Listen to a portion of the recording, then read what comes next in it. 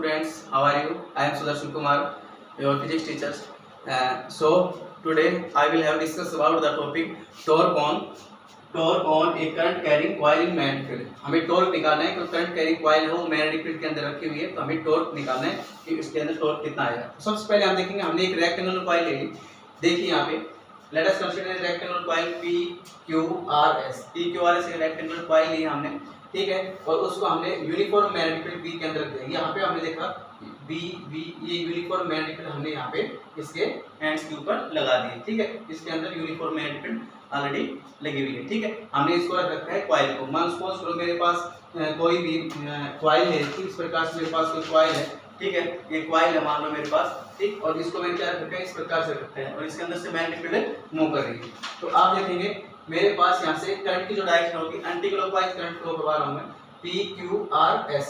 तो सबसे पहले देखूंगा यहाँ पे हम फ्लेमिंग लेफ्ट हैंड रूल से इसके फोर्स की डायरेक्शन देखेंगे कि सारे डिस्कस मैं अभी करूंगा, लिखूंगा इसके अंदर। सबसे पहले हम डायग्राम के बारे में समझ लेते हैं। तो सबसे पहले देखेंगे P से Q केस है मेरे पास, P से Q करंट फ्लो कर रहा है, P से Q मैग्नेटिक फील्ड की डायरेक्शन है वो आपकी डायरेक्शन है। देखिए इस प्रकार से मैग्नेटिक फील्ड डायरेक्शन है, तो हम Fleming left hand rule apply करते हैं, फोर्स की डायरेक्शन देखते हैं। तो सबसे पहले इस हैंड के ऊपर देखेंगे, देखो फर्स्ट हमें थंब है रिप्रेजेंट करेगा फोर्स की डायरेक्शन, और यहाँ पे फर्स्ट फिंगर रिप्रेजेंट करेगी मैग्नेटिक फील्ड, और जो हमारे पास ये सेंट्रल फिंगर है ये रिप्रेजेंट करेगी डायरेक्शन ऑफ करंट। तो हम देखो इसको इसी हिसाब से अरेंज करते हैं। देखो यहाँ पे ये हमारे पास थंब है रिप्रेजेंट क्या कर रहा है, फोर्स, तो ये हमारे पास क्या मैग्नेटिक फील्ड, तो फर्स्ट फिंगर है वो रिप्रेजेंट करेगी मैग्नेटिक फील्ड, और सेंट्रल फिंगर है वो करंट की डायरेक्शन। दो डायरेक्ट हमें दो यहाँ पे पता है करंट और मैग्नेटिक फील्ड। अब फोर्स है वो इस प्लेन ऑफ पेपर के आउटवर्ड लिखेगा, फोर्स देखो थंब रिप्रेजेंट करा आउटवर्ड, तो F1 की वैल्यू आ गई। सेम अपोजिट फोर्स के ऊपर मैं अप्लाई करता हूँ, अपोजिट फोर्स कौन सा है, R और S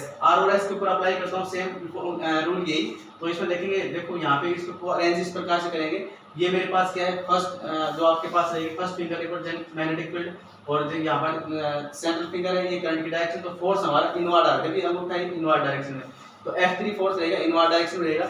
इसी प्रकार से हम देखेंगे ये F2 फोर्स, ये Q से R हमारे पास करंट की डायरेक्शन यहाँ पे I है, ये हमारे पास करंट की डायरेक्शन है। मैग्नेटिक फील्ड इसके साथ जो एंगल थीटा बन रहा है सेम अप्लाई करेंगे फ्लेमिंग लेफ्ट हैंड रूल। तो ये F2 हमारे पास डाउनवर्ड रहेगा, फोर्स की जो डायरेक्शन रहेगी F2 डाउनवर्ड, और इसी प्रकार से S से P की हम डायरेक्शन देखेंगे वो आउटवर्ड रहेगी इसके, ठीक है, कॉइल के आउटवर्ड रहेगी, ठीक है।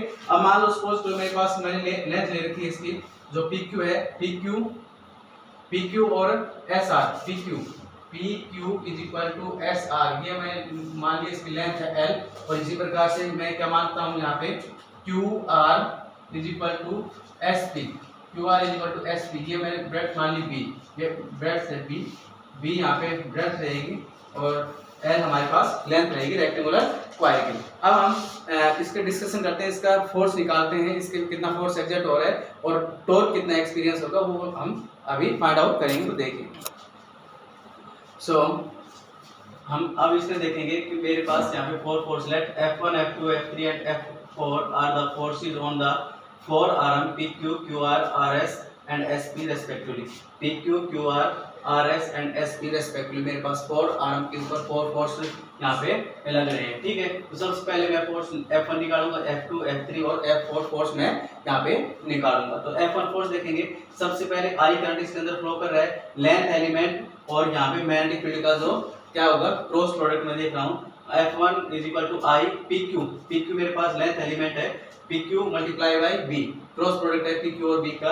अब PQ हमने इसको क्रॉस प्रोडक्ट को स्केलर क्वांटिटी में जब हम सॉल्व करेंगे तो क्या आएगा, I PQ B sin 90, क्योंकि यहाँ पे हमने देखा था कि हमारे पास जो एंगल बन रहा है B और फोर्स और मैग्नेटिक फील्ड इसके बीच में, तो हमारे पास एंगल बना हुआ 90 डिग्री का है, ठीक है। तो हमने यहाँ पे देखा जो PQ लेंथ एलिमेंट PQ और मैग्नेटिक फील्ड इनके बीच में एंगल 90 डिग्री का बन रहा है, तो हमने यहाँ पे ले लिया 90 डिग्री। अब देखो PQ है हमारे पास लेंथ L, हमने क्या कर दिया F1 इज इक्वल टू, देखिए यहाँ पे देखेंगे F1 is equal to I PQ की वैल्यू L और यहाँ पे B मैग्नेटिक फील्ड sin 91, तो डायरेक्शन ऑफ द फोर्स रहेगी वो परपेंडिकुलर आउटवर्ड रहेगी, और किसके SP जो हमारे पास क्या है, हमारे पास SP और मैग्नेटिक फील्ड, SP और मैग्नेटिक फील्ड के बीच में रहेगा, वो परपेंडिकुलर क्या रहेगा आउटवर्ड डायरेक्शन में आएगा। मैंने बताया फ्लेमिंग लेफ्ट हैंड रूल से हम डायरेक्शन देखेंगे, ये मेरे पास मैग्नेटिक फील्ड, ये करंट की डायरेक्शन, तो फोर्स जो डायरेक्शन होगी वो परपेंडिकुलर आउटवर्ड रहेगा, ठीक है, अब हम बात करते हैं यहाँ पे इक्वेशन नंबर इसको फर्स्ट डाल दिया।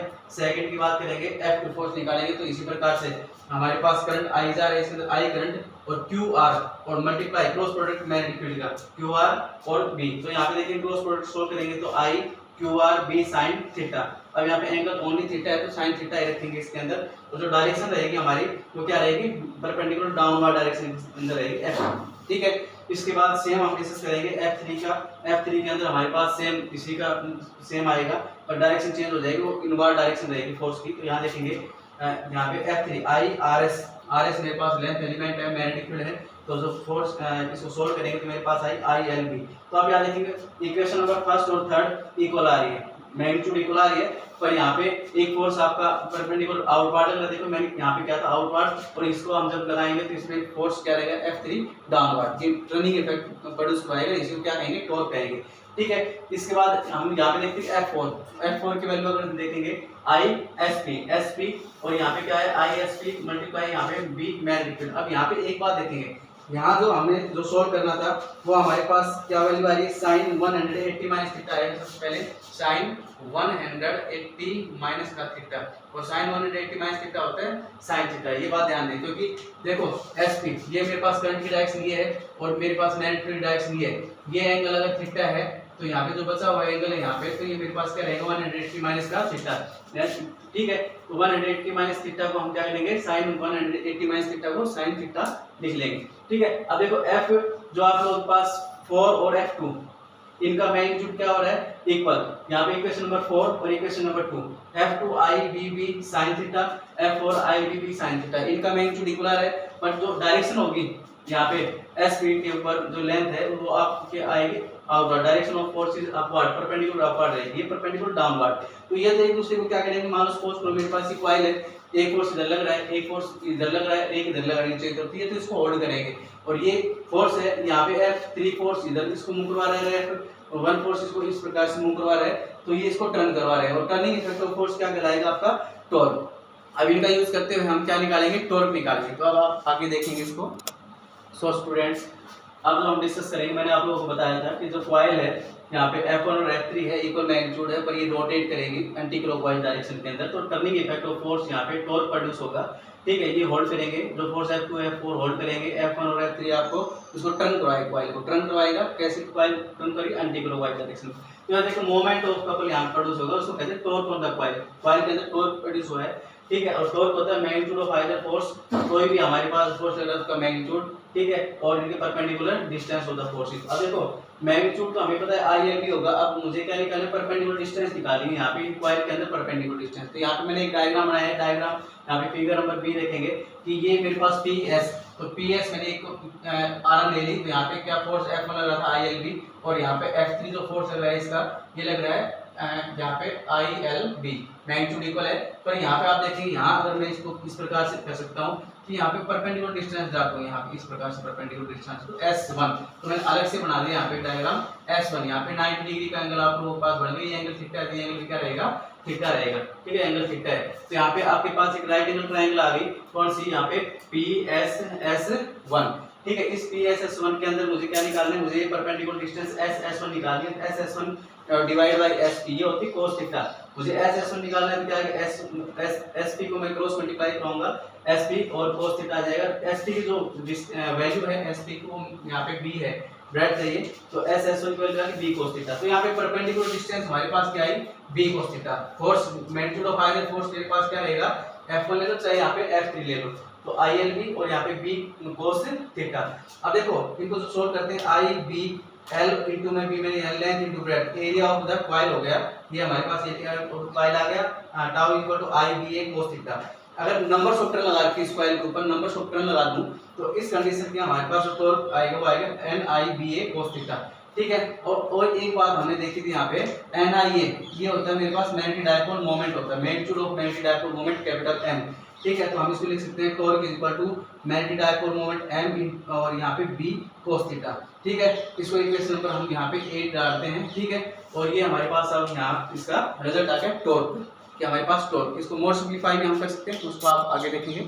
सो डियर स्टूडेंट्स अब हम देखेंगे in the normal to the plane of the coil makes an angle alpha with the direction of magnetic field. अगर आप प्लेन है वो डायरेक्शनल मैग्नेटिक फील्ड के साथ अल्फा एंगल बना रहा हो यहाँ पे, तो हमारे पास हमें पता है कि कोई भी राइट एंगल ट्रायंगल उसका एंगल हमारे पास 90 डिग्री होगा। थीटा प्लस अल्फा क्या होगा मेरे पास, थीटा प्लस अल्फा यहाँ पे 90 डिग्री एंगल रहेगा। तो 90 डिग्री एंगल थीटा निकालना है, 90 माइनस का अल्फा यहाँ पे वैल्यू आ जाएगी। और टॉर्क इक्वेशन नंबर 8 में पुट करेंगे mb cos 90 माइनस अल्फा, क्योंकि theta is 90 minus alpha, cos 90 minus alpha होता है sin अल्फा। तो टॉर्क आ जाएगा मेरे पास mb sin अल्फा, और इसको हम जो वेक्टर फॉर्म में लिखेंगे टॉर्क को, तो ये आएगा m क्रॉस b। ठीक है, ये आ गया। अब हम देखेंगे स्पेशल केस। स्पेशल केस के अंदर देखते हैं थीटा अगर 0 डिग्री होगा, क्या when plane of the coil parallel to the magnetic field, plane of coil magnetic field के पैरेलल होगी, तो यहां पे टॉर्क लिखे mb cos 0, और mb cos 0 की वैल्यू होती है cos 0 की वैल्यू 1 आएगी, mb मेरे पास टॉर्क मैक्सिमम आएगा। अगर थीटा मेरे पास 90 डिग्री होगा तो cos 90 की वैल्यू यहाँ पे 0 आएगी, यहाँ पे इस समय टॉर्क क्या रहेगा, 0 आएगा। ठीक है, आई होप ये आज लेक्चर आप लोगों को क्लियर हुआ होगा। इसी के साथ आज के लेक्चर को फिनिश करते हैं। Thank you, have a nice day.